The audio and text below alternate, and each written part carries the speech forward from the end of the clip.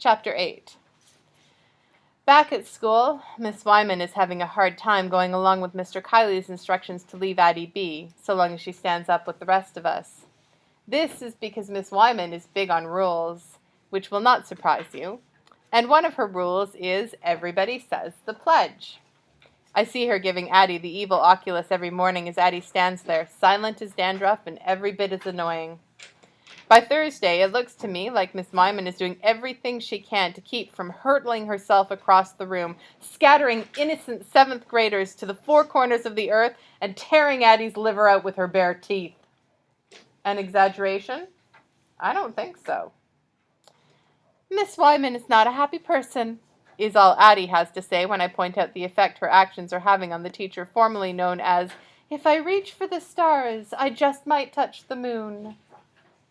This sign was retired after Miss Wyman got tired of Kevin Hennessy making jokes about the word moon.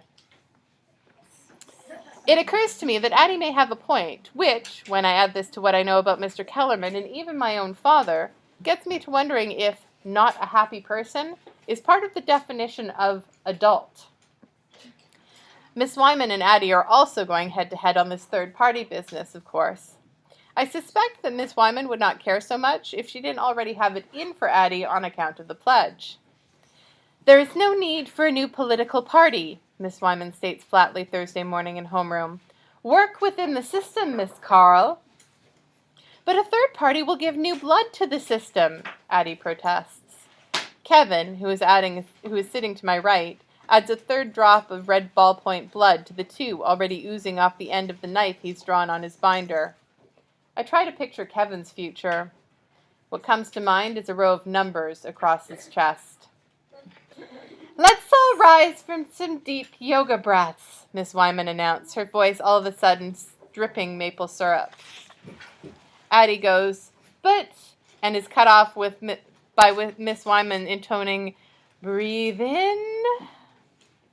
"Looks like she left you with your butt hanging out," DuShawn cracks, which I am sorry to say I find pretty amusing, and get to laughing on account of it right along with Kevin and Jimmy Lemon and the rest of the goofballs. At lunch that day, Addie says, "Miss Wyman may hate me, but she can't stop the democratic process."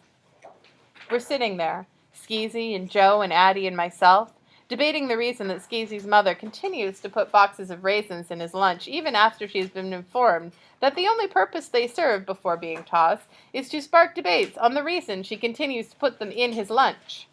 When Addie up and announces, "I'm going over there to ask DuShawn to run for president." And she goes, but not until she says, "Bobby, will you go with me, please?" I figure she needs my support. "DuShawn," Joe drawls in this dreamy way he gets sometime. "I never thought about his name before. It's like mine. And RuPaul's. You know, RuPaul, Jordan, DuShawn. Do you think I'm trying to be black?" "Eat your raisins," Skeezy tells him, tossing the box at him as Addie and I set off on our journey to uncharted territory, the center of the cafeteria. DuShawn is there, and at his usual table in the middle of the action, and with him are Kevin Hennessy, Jimmy Lemon, Royale Wilkins, Tondayala Charisse Dupre, who most times will be referred to as Tawny, but every once in a while I just have to haul out her whole name, because I happen to agree with Joe on this one. A moniker like that is a peacock with its tail feathers open. You've just got to see it in all its glory. DuShawn, Tawny, and Royale are the only black students in the 7th grade, and they are partial to hanging out together for this reason. As for Kevin Hennessy and Jimmy Lemon, well, Kevin is a friend of DuShawn's, probably on account of they are both wise guys, as in ha-ha, not as in aha, because there they part company. DuShawn's cranium is by far the superior of the two. And Jimmy, well, Jimmy is the kind of guy like DuShawn, that guys like DuShawn and Kevin need around him. He's the audience.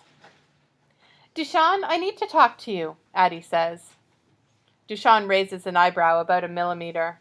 I'm impressed by the precision of this, and I'm wondering how long he has practiced it, when he says out of the corner of his mouth, "I'm listening." The theme song of The Godfather starts playing in my head. Or is it The Godfather Part 2? Well, says Addie, nobody invites us to sit. I am just thankful I have not been called a name yet.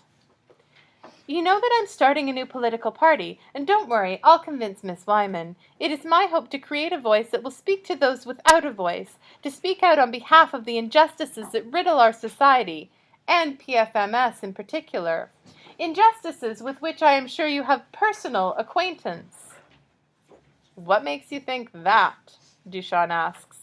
Royale giggles. Tawny, who possesses the humor of a clenched fist, stiffens noticeably. Not picking up on the reaction of these two girls, Addie shrugs and lets out a little puff of air. Well, I don't mean to be obvious. Oh, that's okay, DuShawn goes on. You can be obvious with me. Me and my friends here, we're not too bright.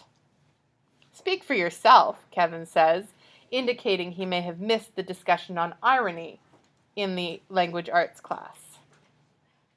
Addie slumps slightly and leans her head in toward DuShawn's. Being a minority, she goes on, articulating the words dangerously, you have certainly seen your share of injustice. DuShawn nods. I back away from the sparks I can feel starting to shoot off of the top of Tawny's head. I want to pinch Addie or slink back to my table in the corner, but it's too late. Addie presses on. So, would you run for the president of the student council, DuShawn? On the Freedom Party ticket? DuShawn gets this gleam in his eye. Interesting, he says. Kind of like me representing freedom. Like freedom from slavery, maybe.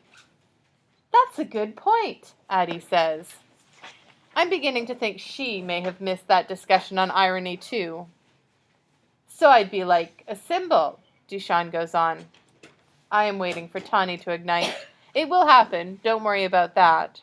I mean, of course, I would be myself, me, DuShawn Carter, human being, 7th grade student and all.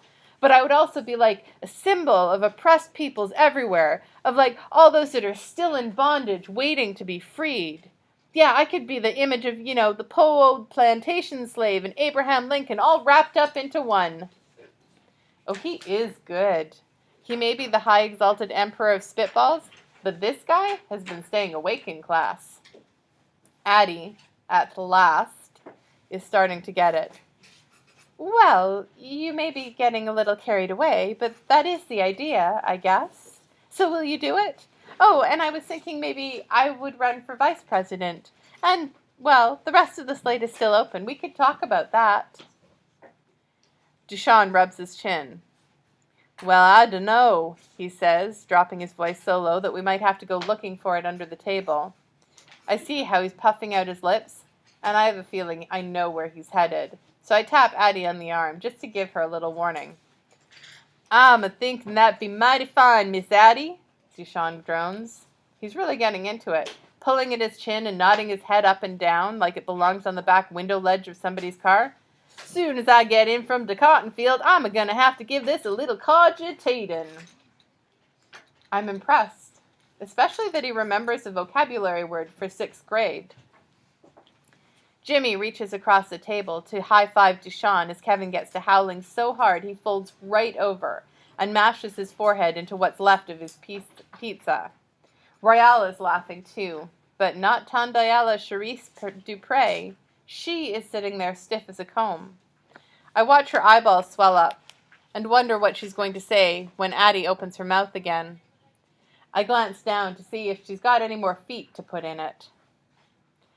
That's a riot, DuShawn, Addie says. Disrespecting your ancestors. Really, a laugh riot.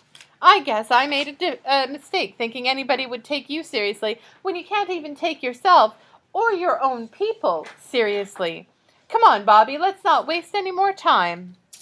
We start to walk away, but we don't get far. Who you think you're talking to?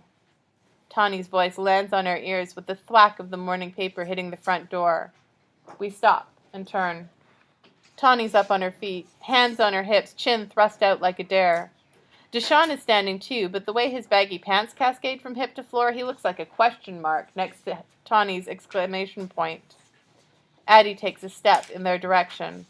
I follow. The cafeteria goes dead quiet. There isn't a slurp or a crinkle or a crunch anywhere, just our feet hitting the linoleum and Tony's hard stare, which I swear makes noise. If I could remember the theme song to Gunfight at the OK Corral, it'd be playing in my head. Now you listen here, Tawny spits out as soon as Addie and I are in range. You got no right talking to DuShawn like that, does she, DuShawn? DuShawn opens his mouth, but all that comes out is nothing. You hear what I'm telling you? You think you can speak for black people? You think you know what it is to be black when what you are but a lily-white girl living your whole life in a lily-white town with a lily-white name like Paintbrush Falls. And you want to start some sort of liberation movement or something? And use DuShawn here as some kind of full pawn or something? Like he's going to make you black or something? This isn't about black or white, Addie says. What? Tawny squeals. Don't be telling me this isn't about black or white. It's always about black or white, and if you don't think so, it's because you're white. A couple of black 8th graders start clapping and shouting, right on, and you go, sister. But the rest of us are standing there with our tongues glued to the bottom of our mouths. Except Addie. Look, she says, I'm sorry you're angry, Tawny. I guess I'm a little naive about some things. Tawny snorts. You guess? Ha! But I really think DuShawn would be a good candidate. Everybody likes him, and he's funny, and he's black, says Tawny. Does that have to matter? Addie gives back. What matters is that he's a lot smarter than he lets on, and I just think it's time to take DuShawn Carter seriously. Excuse me? You know what you are, Addie? You're one of those do-good liberals come poking their white noses into black business, so full of themselves like they know what's good for people they know nothing about. Well, I know a lot more about being black than you do, and I know DuShawn a whole lot better than you do. And what DuShawn thinks is, I'll do it, DuShawn puts in. Addie and Tawny drop dead and stare at him. I can't tell who is more shocked. No, it's cool, says DuShawn. I'll do it. DuShawn, you got out of your full mind, Tawny hollers. Thank you, Addie says. You won't regret it. Can you come to the meeting today after school? Miss Wyman's room? I'll be there, says DuShawn. I notice he's avoiding looking at Tawny on account of her being about ready to commit murder with her eyeballs and all. Addie and I start to walk away when we notice how quiet the cafeteria has gotten. It's like the room itself is holding its breath. Addie steps into the moment. Sweeping her left arm dramatically in DuShawn's direction, she lets out with, DuShawn Carter, the Freedom Party's candidate for president of the Student Council. The place erupts in cheers. Addie never ceases to amaze me.